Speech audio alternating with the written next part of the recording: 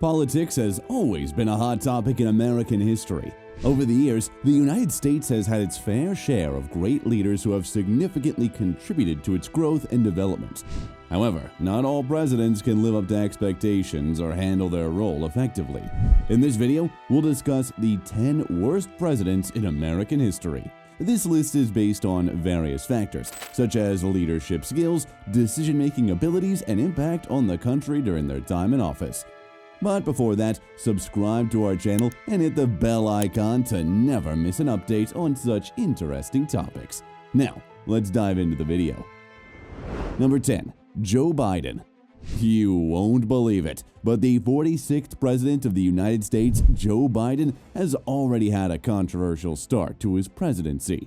He was sworn into office on January 20, 2021 after defeating incumbent President Donald Trump in a highly contested election.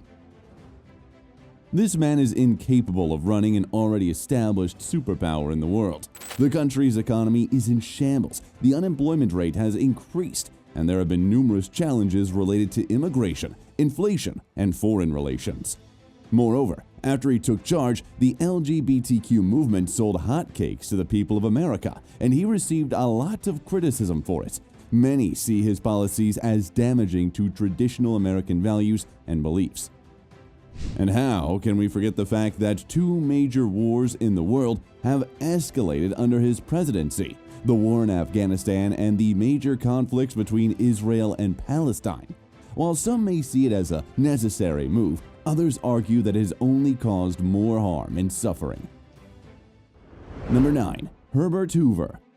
You won't be wrong to say that Herbert Hoover was the unluckiest of all presidents. He entered office at a time when the Great Depression had started gripping America. Herbert Hoover took over office during the prosperous era of the Roaring Twenties, when Wall Street was thriving.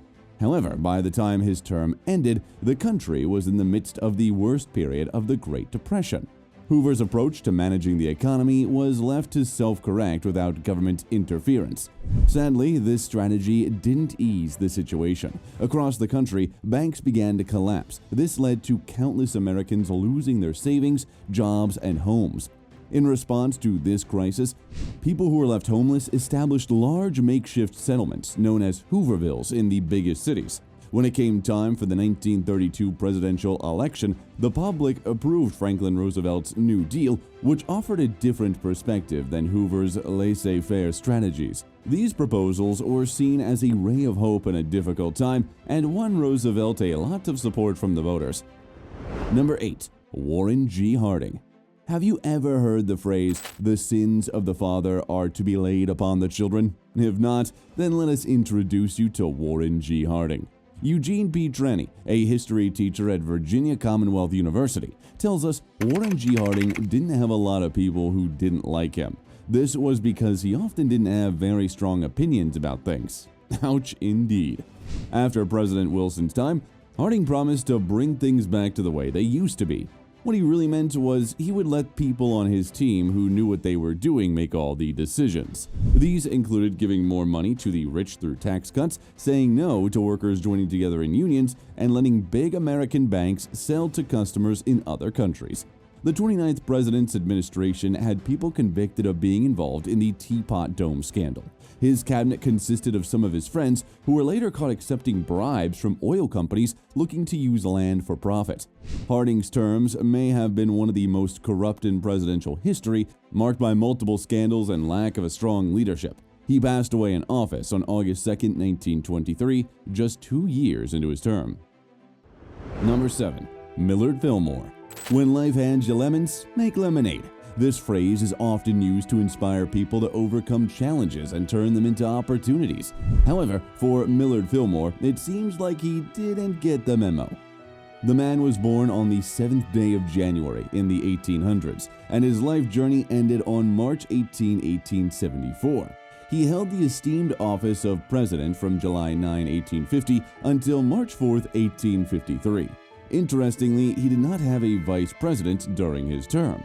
Bigoted against Catholics, he's bigoted against Jews, he hates blacks. During the Civil War, he basically supports the Confederacy by the end of the war. He was a strong supporter of the compromise that took place in 1850.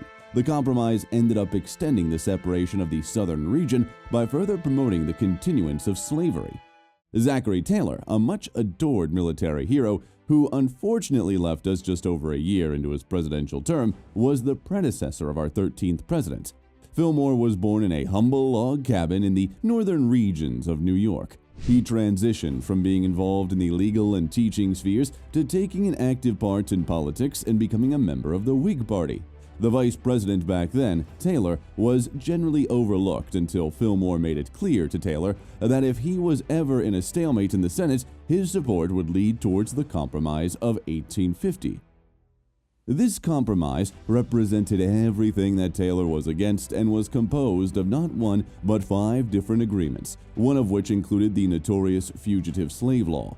This law commanded the federal government to return any runaway slaves back to their owners. When the ailing president passed on, his successor took up the mantle and fought even harder for the acceptance of the compromise proposals. Even though Fillmore's actions might have swerved the country away from a national crisis and put off the initiation of the Civil War, peace was sadly bought at a cost that was far from acceptable. 2 decades later, the New York Times commented on the infamous incident, stating that it was Fillmore's misfortune to view slavery as a political issue, not a moral one. Labeling it as a misfortune might seem a tad too lenient considering the circumstances now. Number 6. John Tyler. Did you know that John Tyler, the 10th President of the United States, was kicked out of his own political party? After William Henry Harrison's term, his replacement didn't really do any better. John Tyler, originally Harrison's second-in-command, stepped into the president's role when Harrison passed away. Although he had personal political beliefs, they didn't match with his political group, the Whigs. He often overused his veto power, leading to a mass resignation from his entire team of advisors. The only exception was the Secretary of State, a man by the name of Daniel Webster. Tyler's own party, the Whigs, eventually expelled him. Things further spiraled down when his home state, Virginia, decided to split from the Union in 1861. At this time, the people chose Tyler to represent them in the Confederate House of Representatives. However, back in Washington, his own political partners labeled him a traitor. This was because of his decision to associate with the Confederate House, a move that many saw as a betrayal. Tyler's not really given credit for is his foreign policy achievements. You have the Webster-Ashburton Treaty, which is really a historic treaty between the United States and Great Britain. Number 5. William Henry Harrison. When people think about the first President Harrison, the first thing that usually comes to mind is that he passed away only 1 month after he became president. But there is much more to his story if we look beforehand. He used to be a soldier and acted as the big leader or governor of a region called the Indiana Territory. Here he made a lot of agreements or treaties with Native American people from different tribes. Sadly, most of the treaties were unfair and led to the Native Americans having to leave their homes, the lands where their families had lived for generations, without getting much in return. Harrison had many struggles with the leader of the Shawnee tribe, Tecumseh. Harrison fought against Tecumseh in 2 big battles, the Battle of Tippecanoe and the Battle of the Thames River, both of which happened during a war in 1812. Harrison's side won these fights, and Tecumseh sadly lost his life. Number 4. Donald Trump. Now comes the most controversial president of recent times. According to Washington Post fact-checker database, Trump made over 30,000 false or misleading claims during his 4 years in office. Donald Trump won the 2016 presidential election and took office on January 20, 2017. He was a businessman and television personality before becoming president, and he had no prior political experience. I think Donald Trump is an artful liar. I think he is a greedy, vicious, and arrogant man. Well, I don't know, is that supposed to be a compliment? Former President Donald Trump, who served 1 term, questioned many age-old rules about what's right and wrong. One of these rules is called the emoluments clauses, and these clauses are part of the U.S. Constitution, a very important document that guides how the country is run. These clauses say that people who have been chosen to lead the country can't take gifts from foreign groups unless Congress approves them. Moreover, he picked people for his team like cabinet secretaries who didn't have any experience in politics. Even his national security advisor used to work for a foreign group. All of these things happened before he began spreading misleading ideas about the 2020 election. These false ideas made people question the fairness of the election.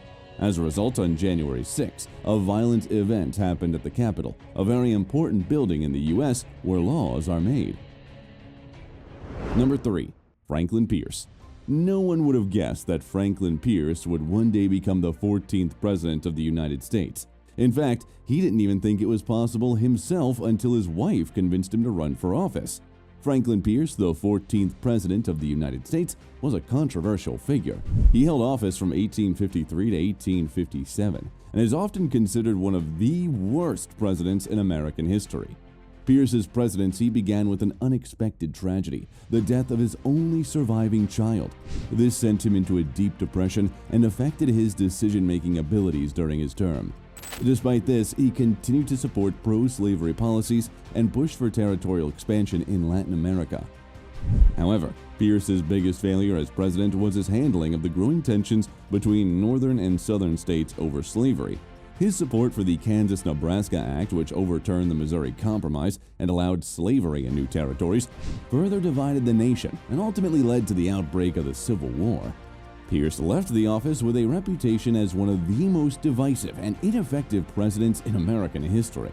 However, his personal struggles and dedication to his beliefs also can serve as a reminder that even flawed leaders can make an impact on our country's history.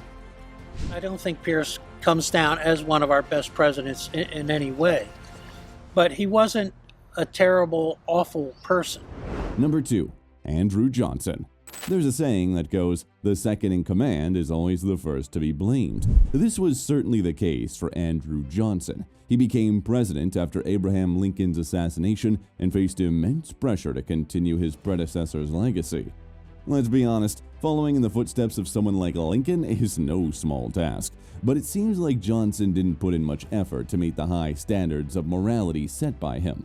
Now, when Johnson was in charge during the rebuilding period known as Reconstruction, the states in the southern part of our country started making laws that reduced the civil rights of black people. This resulted in the start of a very unfair time called the Jim Crow era. On top of all this, Johnson made the ill-advised decision to fire Lincoln's Secretary of War, Edward Stanton. This didn't sit well with many because it broke the rules of the Tenure of Office Act.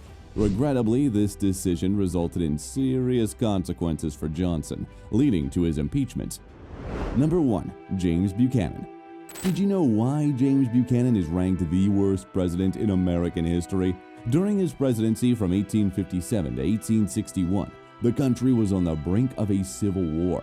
Buchanan did not do much to prevent it and even claimed that he didn't have the power to stop the states from seceding. Furthermore, his support for pro-slavery policies only deepened the divide between northern and southern states. His refusal to take a stance against slavery also led to the infamous Dred Scott versus Sanford Supreme Court case, which ruled that black people could not be considered citizens of the United States. Buchanan's lack of leadership and inability to address the issues tearing the country apart ultimately led to the Civil War, making him a particularly controversial and disliked president in American history. The Civil War reminds us of the importance of strong and decisive leadership during tumultuous times. Even after his presidency, Buchanan continued to defend his actions and policies, further igniting debate and controversy over his legacy. So, what can we learn from these worst presidents? Let us know your thoughts in the comments below. If you like this video, make sure to give it a thumbs up and subscribe to our channel for more content. And remember, a person who does not know his past has no future.